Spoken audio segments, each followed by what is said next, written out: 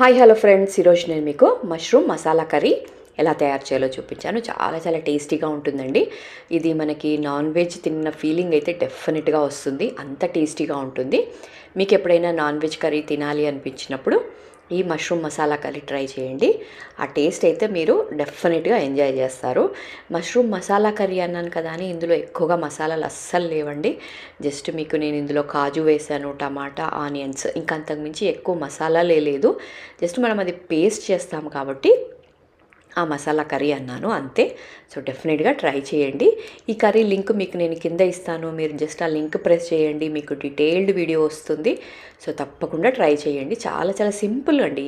మనం ఎక్కువ కష్టపడాల్సిన అవసరం ఏం లేదు. మన ఇంట్లో ఉండే మసాలాలతోనే చేసుకోవచ్చు. సో తప్పకుండా ట్రై చేయండి. మరిన్ని వీడియోస్ కోసం నా ఛానల్ని సబ్స్క్రైబ్ చేసుకోకుండా చూస్తూ ఉంటే సబ్స్క్రైబ్ చేసుకోండి. ఇలాంటి మంచి వీడియోస్, మంచి కర్రీస్ అస్సలు మిస్ కాకండి.